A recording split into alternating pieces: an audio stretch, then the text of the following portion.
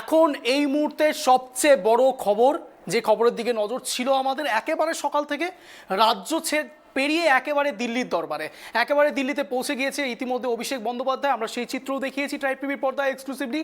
এখন যে চিত্র দেখাবো আপনাদের, সরাসরি 8:30 থেকে যে বৈঠক শুরু হয়েছিল সেই বৈঠকের ইতি টানা হয়েছে, সেই দিকেই নজর আছে। এবং এই মুহূর্তে সরাসরি গ্রাউন্ড জিরো থেকে এখন বাজে ঠিক ঘড়ির কাঁটায় 10:47, এবং এই মুহূর্তেও আমাদের প্রতিনিধি কিন্তু ঠিক ওখানে পৌঁছে রয়েছে একেবারে গ্রাউন্ড জিরোতে, আপনাদেরকে প্রতি মুহূর্তের আপডেট দেওয়ার জন্য। একেবারে গ্রাউন্ড জিরোতে আমাদের প্রতিনিধি একেবারে দেবযানী রয়েছে আমাদের সঙ্গে। দেবযানীর সঙ্গে কথা বলার চেষ্টা করবো। দেবযানী, দীর্ঘ প্রায় 1.5 ঘন্টা, 8:30 থেকে শুরু করে এখন ঘড়ির কাঁটায় 10:47, এতক্ষণ পর্যন্ত বৈঠক চলেছে। কি কি আপডেট সামনে আসলো একটু বিস্তারিত জানাও।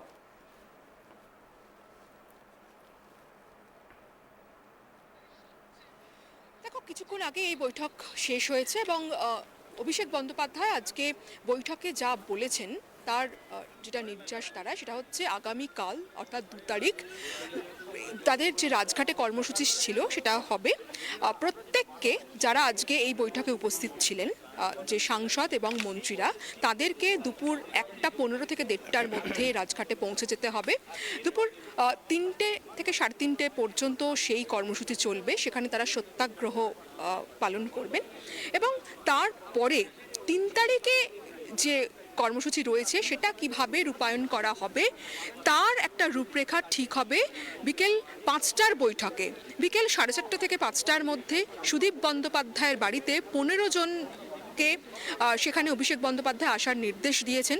সেই 15 জনের মধ্যে রয়েছেন সুব্রত বক্সি, কল্যাণ বন্দ্যোপাধ্যায়, ফিরহাদ হাকিম, অরূপ বিশ্বাস, কুণাল ঘোষ সহ কয়েকজন রয়েছেন। তাদেরকে তিনি সুদীপ বন্দ্যোপাধ্যায়ের বাড়িতে ডেকেছেন এবং সেখানে তিনি নিজেও থাকবেন।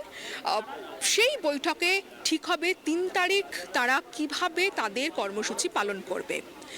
আবার আগামীকালই 3 ঘন্টা, অর্থাৎ তোমার বিকেল 5টা থেকে 8টা, এই 3 ঘন্টা অভিষেক বন্দ্যোপাধ্যায় দলের ছাত্র যুব যে নেতৃত্ব এই দিল্লিতে এসেছেন তাদেরকে নির্দেশ দিয়েছেন বাসে করে, যারা কলকাতা থেকে যে জব কার্ড হোল্ডাররা আসছেন তাদের এই দিল্লির যে নতুন সংসদ ভবন, এই ভারত মণ্ডপম, এই জায়গাগুলো ঘুরিয়ে দেখাতে এবং বোঝাতে যে বাংলার কত মানুষের মাথার ওপর ছাদ নেই, অথচ কত কোটি কোটি টাকা ব্যয় করে এখানে এই ভারত মণ্ডপম বা নতুন সংসদ ভবন গড়ে তোলা হচ্ছে।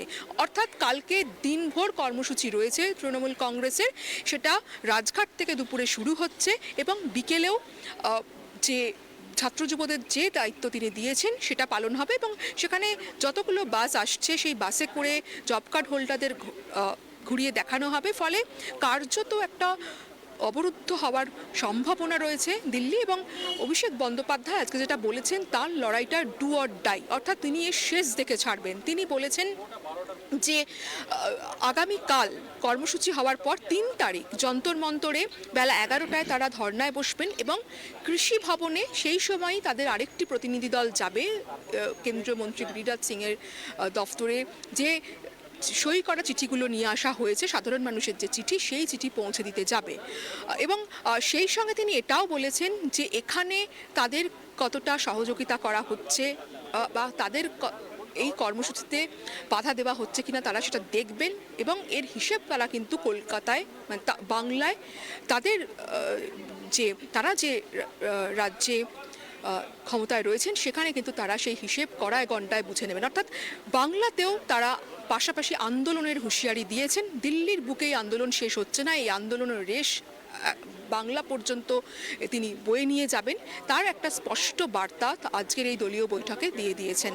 এবং আজকে এই দলীয় বৈঠকে যারা উপস্থিত ছিলেন তারা প্রত্যেকেই অভিষেক বন্দ্যোপাধ্যায়, দলের সর্বভারতীয় সাধারণ সম্পাদক, তার কথায় সম্মতি জানিয়েছেন। এবং এই দুদিনের বৈঠক বা দুদিনের যে কর্মসূচি, সেই কর্মসূচি যে এই লড়াই যে আরও তীব্রতর করতে হবে সে ব্যাপারে কিন্তু সকলেই একমত হয়েছেন। অঞ্জন, একেবারে দেবযানী, যেটা তুমি জানালে মূলত অভিষেক বন্দ্যোপাধ্যায়ের যা কৌশল সেটা হচ্ছে ডু অ্যান্ড ডাই, যা বললো আমাদের প্রতিনিধি। ইতিমধ্যে অভিষেক বন্দ্যোপাধ্যায় একেবারে বৈঠক সেরে ফেলেছেন এবং আগামীকাল রয়েছে আরও কিছু বিশেষ কর্মসূচি, এবং এই কর্মসূচি শুধুমাত্র দিল্লির মধ্যে সীমাবদ্ধ নয়, দিল্লির বুকে সীমাবদ্ধ নয়।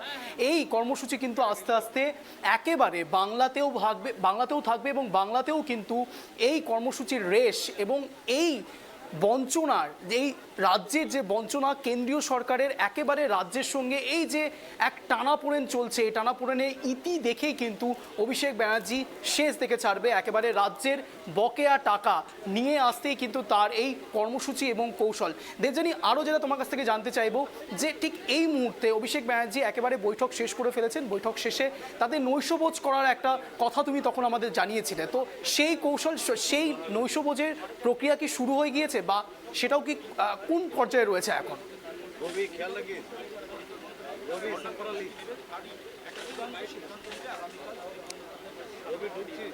অঞ্জন, দেখো, আজকে এই বৈঠকের পরেই সৌগত রায়ের বাড়িতে নৈশভোজের আয়োজন করা হয়েছিল। সেখানে এখন এই মুহূর্তে অনেক সাংসদ বিধায়করা রয়েছেন, তবে অনেকেই আবার বেরিয়ে গিয়েছেন, তারা তাদের বাড়ি ফিরে গিয়েছেন। তবে এখনও অনেকেই রয়েছেন সৌগত রায়ের বাড়িতে ভিতরে রয়েছেন, এবং আগামী দুটো দিন যে তাদের একটা বড়, মানে অনেক বড় দায়িত্ব রয়েছে, সেটা নিয়েও তারা নিজেদের মধ্যে আলোচনা করছেন, এবং কি যাতে তাদের এই দুদিনের কর্মসূচি সফল হয়, এখন সেই সফল করাটাই তাদের কাছে প্রধান এবং প্রথম লক্ষ্য। কারণ এত মানুষকে তারা, এত বঞ্চিত মানুষকে তারা নিয়ে আসছেন রাজ্য থেকে, তাই যাদের নিয়ে আসছেন তারা অনেক আশা নিয়ে আসছেন দিল্লিতে। তো ফলে স্বাভাবিকভাবেই এখন এই কর্মসূচিটা সফল করাটাই কিন্তু তৃণমূল নেতা নেত্রীরা যারা এখানে এসে উপস্থিত হয়েছেন তাদের কাছে একদম বড় লক্ষ্য বলা যেতে পারে। অঞ্জন, ধন্যবাদ দেবযানী, তুমি নজর রাখো এইদিকে। যা জানালো আমাদের প্রতিনিধি, ইতিমধ্যেই একেবারে অভিষেক ব্যানার্জির বৈঠক কিন্তু ইতিমধ্যেই শেষ হয়ে গিয়েছে। তারা রীতিমতো এখন নৈশভোজের দিকে এগোচ্ছেন এবং নৈশভোজ করছেন, এবং তাদের যেটা মূল লক্ষ্য, মূল যেটা অ্যাজেন্ডা, সেটা হলো মানুষের টাকা ফিরিয়ে দেওয়া। অর্থাৎ মানুষ, অর্থাৎ জনসাধারণ সরাসরি তাদের যে বঞ্চনা, তাদের উপর যে বঞ্চনা, কেন্দ্রীয় যে বঞ্চনা, তার বিরুদ্ধেই কিন্তু অভিষেক ব্যানার্জির এই রণকৌশল, এবং এই রণকৌশল সরাসরি তাদেরই দলের মানুষদের মধ্যে একেবারে কতটা মাইলস্টোন ক্রিয়েট করতে পারে, কতটা বুস্ট আপ করতে পারে, তাদেরকে কতটা এক্সট্রা মাইলেজ দিতে পারে, সেই দিকেই নজর থাকবে ট্রাইব টিভির। এবং পরবর্তীকালে আগামীকাল ঠিক কী কী কর্মসূচি রয়েছে সেই দিকেও আমাদের নজর থাকবে ট্রাইব টিভির। প্রতি মুহূর্তের আপডেট আপনাদেরকে আমরা দিতে থাকবো, কিন্তু এখন সময় বিদায় নেওয়ার।